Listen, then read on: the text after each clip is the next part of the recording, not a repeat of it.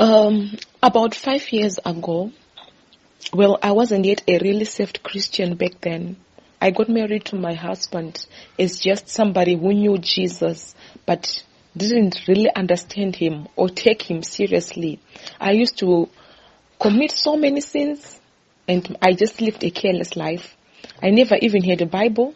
I was just one of those people who just knew that God is there. So one night, I slept, and as I was asleep, it started as a dream. In my dream, I was sitting outside on a pavement at the school that I was teaching then. I was teaching at this other rural school in another district, in another town. So while in my dream, I was seated at that school, which I was teaching at that current time, I just dropped down. I just fell. And then I saw my spirit come out of my body. I could see my body lying there. But I could also see myself staring at my body. So as my spirit was out, I was wondering what has happened to me. So while I was still wondering, the people that I was seated with thought that I had fainted. So they were saying, get some water so that we can pour Christine with water so that she can wake up from the faint. All that they were doing, I could see. But I could see that my spirit is already out of my body. I tried to hold my body so that I can get back into it. But there was a force that would not let me touch my body. It was like every time I tried to touch my body, when I was just about a few centimeters, a small distance for me to touch my body, there was something that pulled me back, so I couldn't reach my body. While I was still wondering what was happening, another force came and pulled me upwards.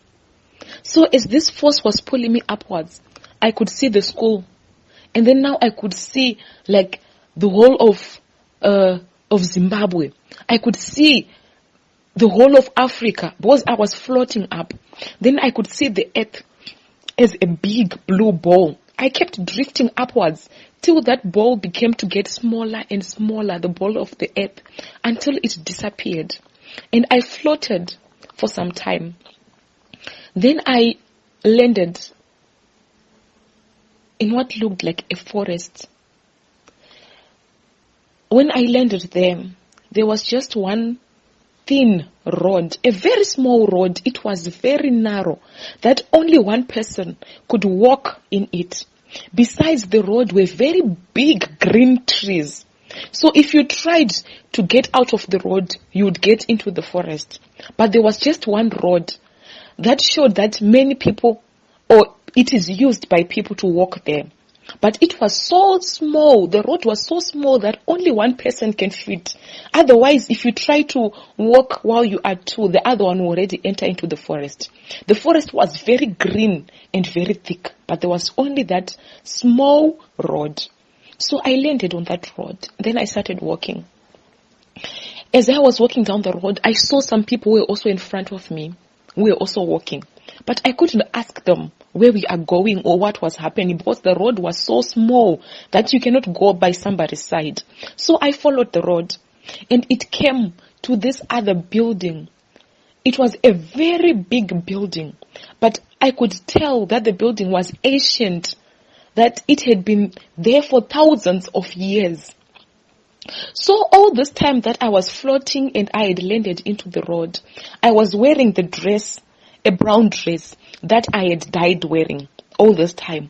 But as soon as I got to that building, there were these two men who were wearing white garments who were standing by the door. So as soon as we got there, they said, welcome. The instant that they said welcome, I don't know what happened. I was no longer wearing that brown dress. I was now wearing a long white robe, a garment. I was now wearing a white garment, a white cloth, which was long up to my feet. It was just in the blink of an eye, and then I saw myself now wearing something different. So these two men said, welcome. Now that you are here, what you need to do is that there are steps.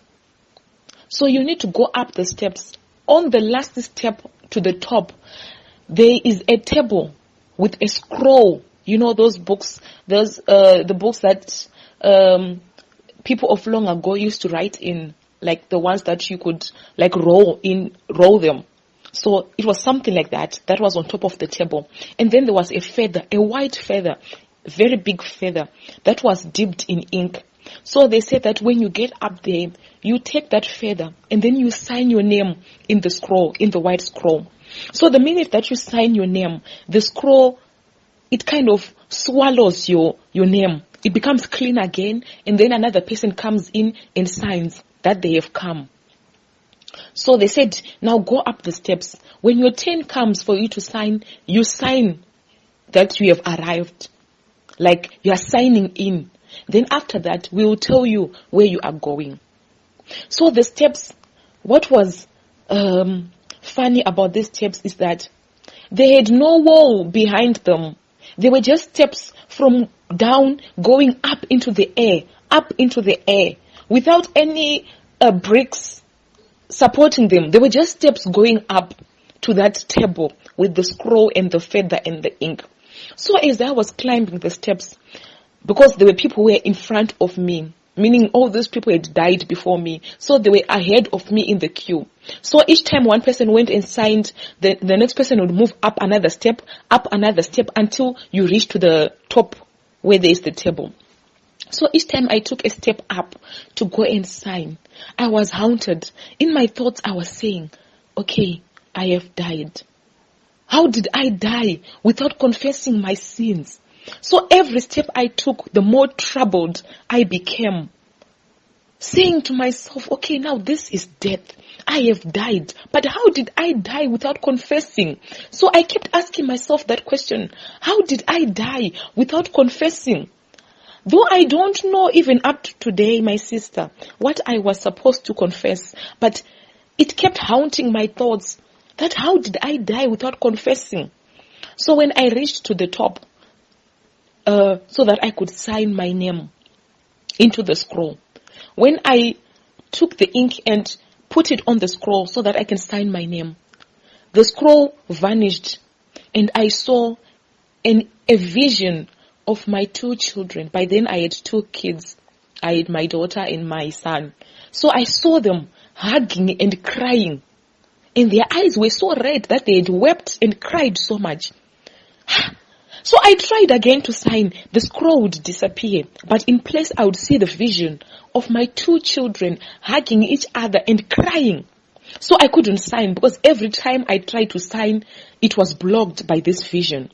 So I came down the stairs and I went to those 2 men who were by the door, who were wearing white garments, and I explained to them that I'm failing to sign. Every time I try to sign, I am seeing my children. They are hugging and they are crying. And those 2 men said to me, it's not possible that you should see this, because with all where you have come from, you are not supposed to remember things of the earth. How can you remember that you have got children?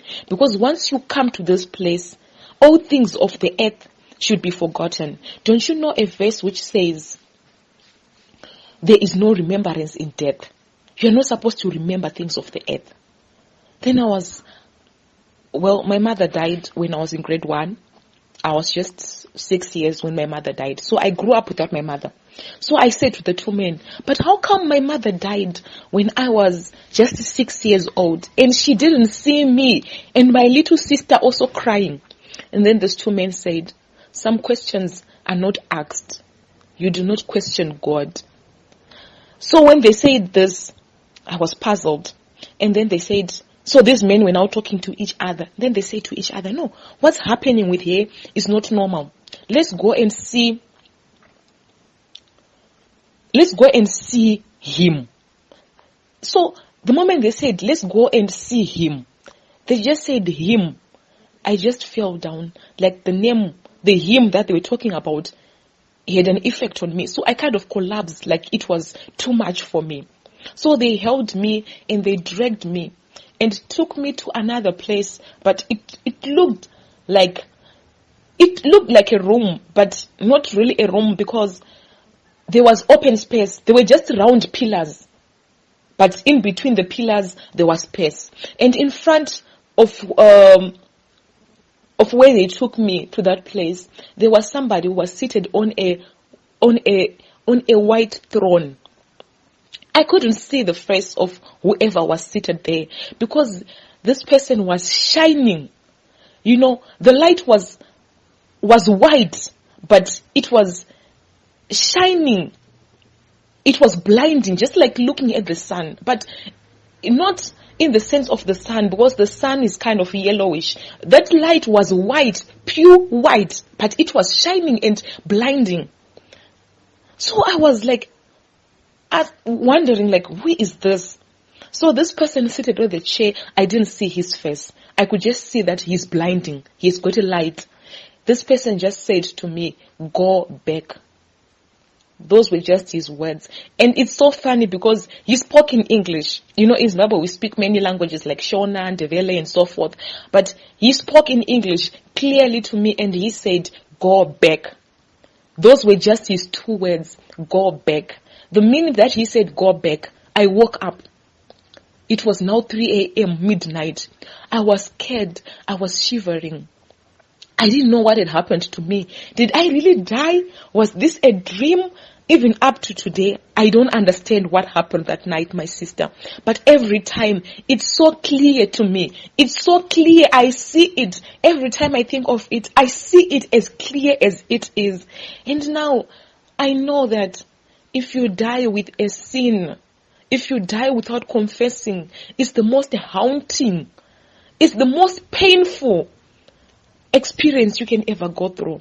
So from then, I dedicated my life to Christ.